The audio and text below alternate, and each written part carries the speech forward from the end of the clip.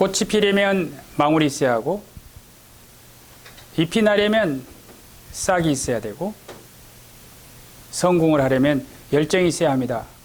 항상 열정이 넘치는 원장 한정열입니다. 반갑습니다. 오늘은 2018년도 대한간암회 만성비형간염 진료 가이드라인 중에서 만성비형간염의 진행 과정 및 치료 시점에 대해서 말씀드리도록 하겠습니다. 비형간염의 감염 경로는 수평감염과 수직감염이 있는데요. 지금 치료 중인 대부분의 분들은 수직감염된 분들입니다. 수직감염이라고 하는 것은 산모, 그러니까 어머니가 비형간염을 가지고 있을 때 이제 아기를 출산할 때 엄마의 산도를 타고 나오면서 신생아가 엄마가 산도에서 다치게 되죠. 그래서 엄마의 피가 신생아에게 들어가게 됩니다. 이것을 우리가 수직감염이라고 합니다. 이렇게 해서 수직감염이 되면 90%에서 만성비형간염을 갖게 되는 것입니다. 수평감염은 이제 성인이 되어서 비형간염이 있는 사람으로부터서 이렇게 피가 넘어오게 되는 것을 말하는데요.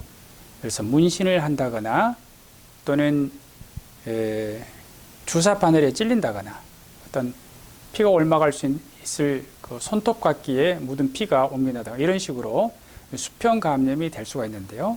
대개 성인에서의 비형간염이 생기게 되면 급성비형간염으로 대개 끝나게 됩니다. 대개 5% 이내가 만성비형간염이 되는데요. 대개 한 1% 정도 만성비형간염이 된다고 합니다. 그래서 현재 치료 중인 분들은 대부분 엄마로부터서 비형간염을 받은 수직감염입니다. 비형간염은 5개의 단계로 나누어집니다. 5개 단계는 앞에 그 면역이란 말을 붙여서 면역 관용기, 면역 제거기, 면역 조절기, 그 다음에 면역 탈출기, 그 다음에 S상원 소실기, 이렇게 5개의 단계로 나누어집니다. 보시면 면역 관용기하고 면역 활동기는요, 이 항원이 양성입니다. 그런데 면역 비활동기, 다른 말로 면역 조절기 또는 이제 재활성화기, S항원 소실기는 이 항원이 음성입니다. 그래서 이 항원이 음성이냐 양성이냐를 가지고 비형간염이 5개 단계 중에서 어떤 것일까를 이제 우선 알 수가 있겠습니다. 그래서 5개의 단계 중에서 첫 번째 면역 관용기하고 두 번째 면역 제거기는 이 항원이 양성입니다. 자, 비형간염은 치료 목표가 이렇게 되어 있습니다. 단기간 치료 목표는 우선은 혈액 내에서 만성 비형간염 바이러스를 제거하는 것입니다. 그래서 비형간염 바이러스를 제거함으로써 간 세포의 염증 괴사를 억제하면서 섬유화가 되는 것을 막는 것입니다. 그렇게 함으로써 섬유화로 인해서 생기는 간경변, 더 심한 비대상성 간경변, 이러한 나쁜 조직으로부터 생기는 간암을 예방함으로써 간 질환에 의한 간 이식이랄지 간 질환에 의한 사망을 막음으로써 생존율을 높이는 것이 만성 비형간염 치료의 장기간 치료 목표가 되겠습니다. 그런데 임상에서는 우선은 혈액 내에서 만성 비형간염 바이러스 HBV DNA가 혈액 내에서 검출되지 않는 것이 가장 중요한 치료 목표입니다. 이 상태를 쭉 유지하게 되면은 간이 좋아지게 됩니다. 어떤 그 상태가 멎는 것이 아니라 이제는 좋아지게 되는 것입니다. 자, 비형간염은 5개의 단계가 있습니다. 5개의 단계 중에서 면역 관용기하고 면역 제거기는요, 보시다시피 이 항원이 양성, 이 항체는 음성입니다. 그리고 면역 관용기라고 하는 것은 우리 몸의 면역 시스템, 그러니까 세포 독성 T 임파구가 B형 간염 바이러스가 감염되어 있는 간세포를 공격하지 않고 관용을 베푼다라고 생각하시면 됩니다. 그래서 면역 시스템이 B형 간염 바이러스에게 관용을 베푼다라고 생각하시면서 이해하시면 될 텐데요. 면역 관용기라고 합니다.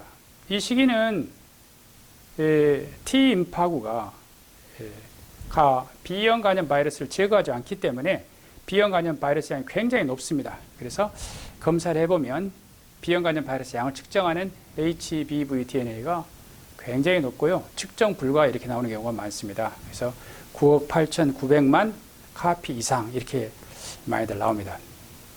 바이러스 양은 많지만 우리 몸의 면역세포가 이 바이러스를 제거를 하지 않습니다. 그래서 간 기능은 정상입니다. 이 시기에 조직 검사를 해도 간에 염증이 없습니다. 아주 미미한 염증만이 있을 수도 있습니다. 그 다음에 면역 제거기는 말씀드린 것처럼 이제까지 B형 간염 바이러스하고 세포 독성 T 임파구가 서로 태어날 때부터 같이 있었기 때문에 친구인지 알고 있다가 세포 독성 T 임파구가 드디어 B형 간염 바이러스를 제거하기 시작합니다. 그렇기 때문에 바이러스 양이 떨어지게 되죠.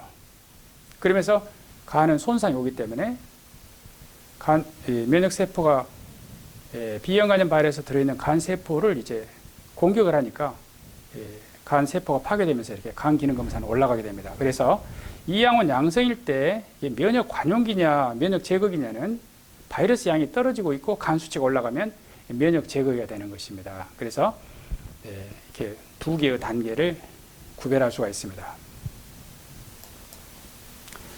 이번에는 검사를 했는데 이 양원이 음성이고 이 항체가 양성일 때 어떻게 면역 조절기하고 면역 탈출기, 재활성화기를 구별할 수 있느냐 그러면요. 보면은 면역 조절기는요, B형 간염은 자연 경과에서 바이러스가 10,000 카피 이하입니다. 대개 이제 카피를 5로 나누면 인터내셔널 유닛이 됩니다. 즉 2000 인터내셔널 유닛 이하이고요. 적은 바이러스 때문에 양 때문에 간 손상이 없다고 보시면 됩니다. 그래서 간 기능은 정상인 상태를 그냥 면역 조절기라고 합니다. 그러다가 어떤 원인인지 알 수 없지만 다시 바이러스가 증식을 많이 하게 됩니다. 이걸 재활성화기라고 하죠. 이것이 B형 간염 바이러스의 자연 경과 중에서 네 번째인 재활성화기, 면역 탈출기가 되는 것입니다. 이 시기는 이양원 음성, 이항체 양성인데요. 바이러스 양이 10,000 카피 이상으로 이제 증가하게 되고요. 간 손상이 생기면서 간 기능 검사가 오르락 내리락 하게 됩니다. 그래서 이양원 양성, 음성일 때 이 네 개의 단계를 어떻게 구별하는지에 대해서 말씀드린 이러한 것을 보고 두 번째, 네 번째 단계의 면역 제거기하고 면역 탈출기, 다른 말로 재활성화기는 치료가 필요한 시기입니다. 그래서 이 시기 때에는 치료를 하게 됩니다. 그러면 이제 면역 관용기를 보도록 하겠습니다.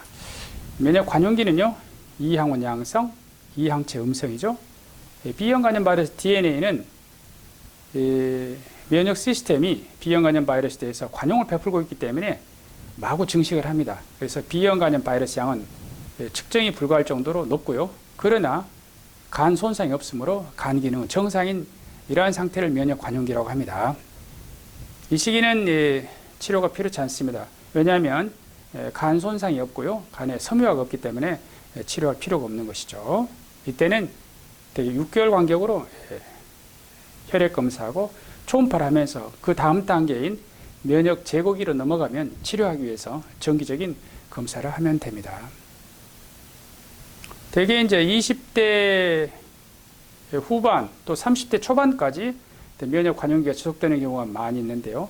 그러므로 가임기 여성들, 가임기 여성들의 경우에 있어서는 면역 관용기에 있는 분들이 많죠. 그래서 면역 관용기에 있는 분들은 바이러스 양이 많기 때문에 수직 감염의 원인이 되는 것입니다.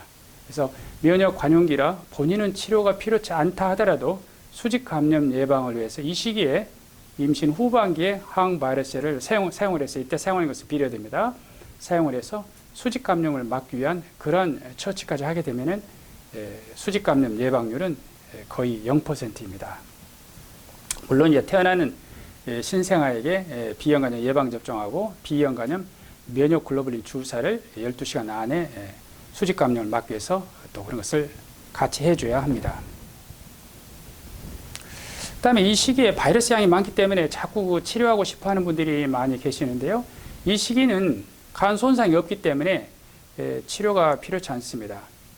우리가 항바이러스를 사용하게 되면 바이러스 양은 줄어들 수 있겠죠. 바이러스 양은 줄어들지만 바이러스 양이 줄어든다고 해가지고 간암을 예방할 수 있다든가 이러한 그 증거가 없습니다.